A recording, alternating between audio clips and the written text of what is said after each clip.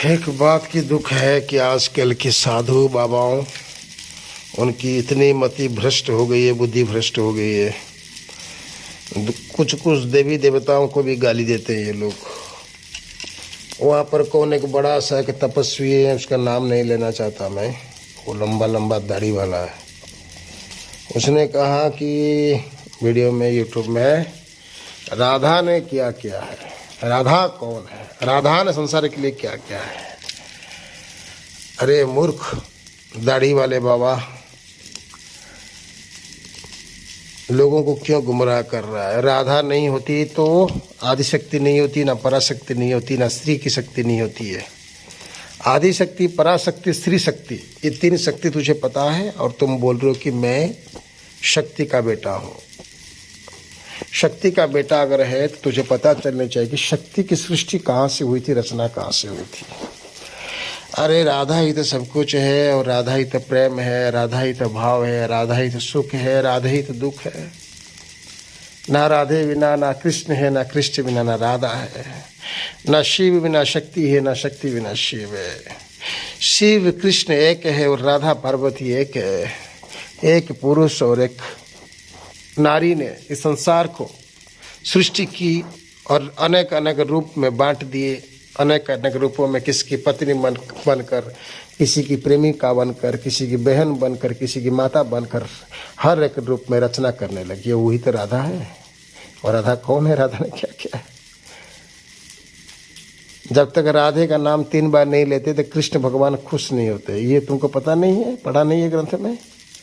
और बाकी रहा ग्रंथ शास्त्र, वो सबको मैं मानता नहीं हूँ, क्योंकि आजकल की इतने साले बाबा है, वाचक जो कथावाचक है, चुतिये साले पैसे लेकर 4-5 लाइन पढ़कर जो बताते हैं, ये पुराण में वो है, वो पुराण में वो है, ये पुराण में वो। अगर एक घटना सत्य है तो पुराणों में अलग अलग क्यों है, मुझे ये बताओ।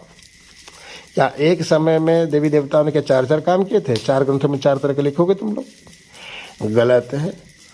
ये बिजनेस व्यापार हो गया है। मैं हमेशा एक बात मैं सभी से, दुनिया वालों से कहना चाहता हूँ, कहानी मत सुनो। कहानी कहानी बन के रह जाएगी, हकीकत में नहीं बदलेगी। जब तक तुम्हारी ज़िंदगी में हकीकत नहीं बदलती है, तुम्हारी ज़िंदगी में परिवर्तन नहीं है। कहानी सुनने से परिवर्तन नहीं होती है, कर्म करने से ही परिवर्तन होती है।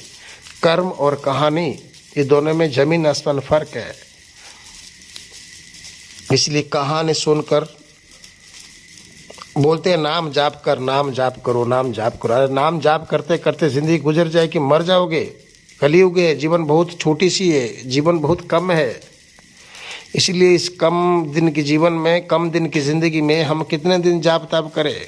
इसलिए मैंने प्राधान्य और मुख्यतः दिया हूँ हवन के ऊपर, क्योंकि तुम लोग जाप करोगे, सालों साल जाप करते रहोगे, लेकिन एक दिन हवन करोगे तो तुम्हें जितना फल मिलेगा उतना लाखों जाप करने से फल नहीं मिलता है। जिसका उदाहरण है, घर प्रतिष्ठा हो, शादी ब्याह हो, कोई भी कार्यक्रम हो, कोई भी सांस्कृतिक कार्यक्रम हो, कोई भी भगवान की कार्यक्रम हो, तो लोग हवन क्यों करते हैं? जब तब से सब खत्म कर देते हैं। इसलिए जब तब जरूरी, जब हवन जरूरी है, जब तब उतना जरूरी नहीं है। मेरी जो एक्सपीरियंस है, मेरी जो अनुभूति है, जप करते करते जिंदगी थक जाएगी, लेकिन हवन करते करते तुम्हारी शरीर में ऊर्जा की संचार होगी। अग्नि से जो ऊर्जा निकलती है, जो गर्म निकलती है, वही तुम्हारे लिए ऊर्जा है।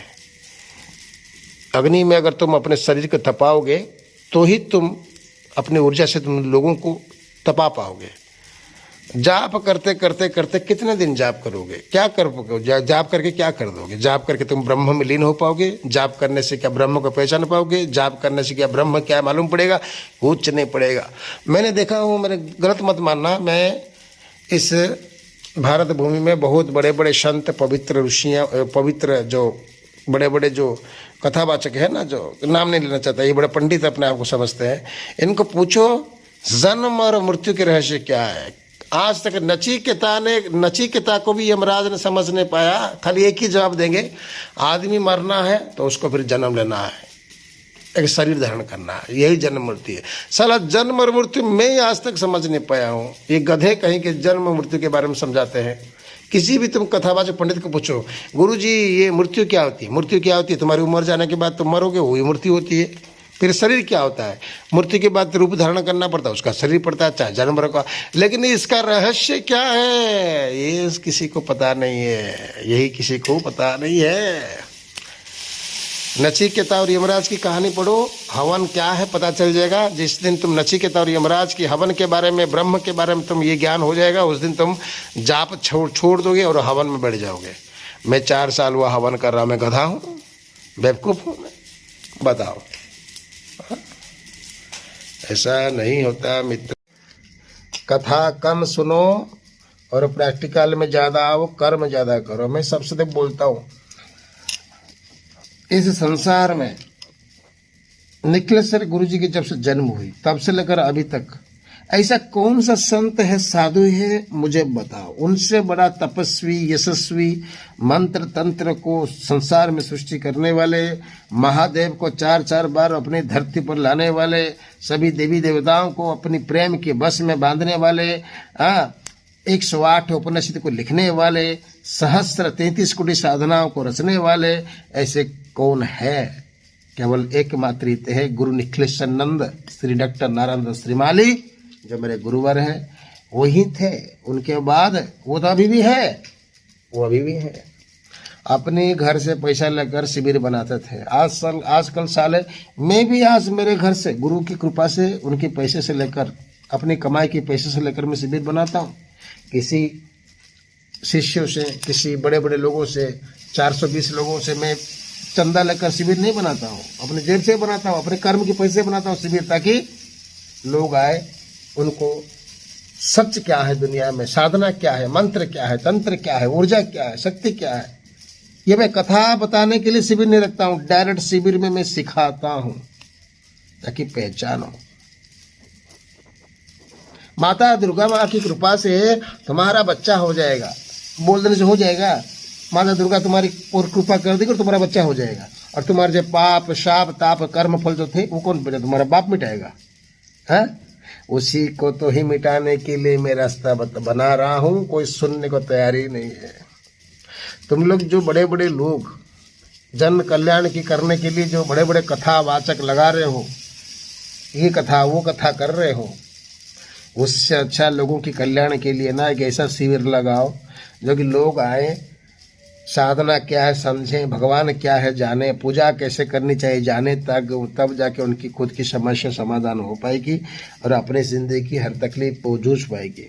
वरना ये कथा कथा, राम राम, हनुमान हनुमान, राधे राधे, कृष्ण कृष्ण करते करते तुम्हारी जिंदगी गुजर जाएगी, लेकिन दुख नहीं मिटने वाला है। मैं वादा के साथ कह रहा हूँ मेरे मित्र, गुरु निखिलेश्वर जी का शिष्य हूँ, झुकेगा नहीं साला।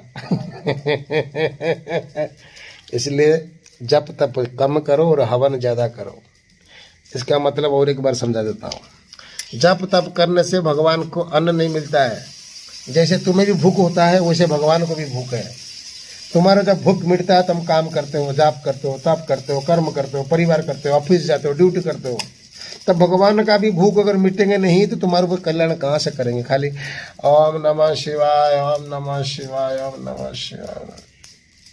जाप करने से जितना फल मिलेगा उतना 50 गुना फल हवन से प्राप्त है, क्योंकि हवन में तुमने भगवान को समर्पण किया, अन्न दिया। जैसे तुम्हारी माँ तुम्हारी खाना बना के तुम्हें खाना खिला रहे हैं, उसी तरह तुम खाना बनाकर भगवान को उनकी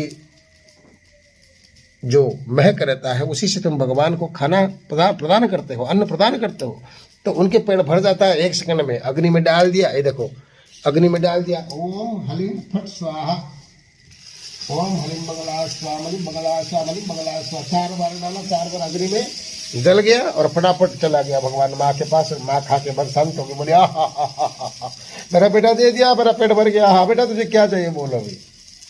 ऐसा करके माता की देवी देवताओं की पेट भराओ। जाप ताप से पेट नहीं भरता है।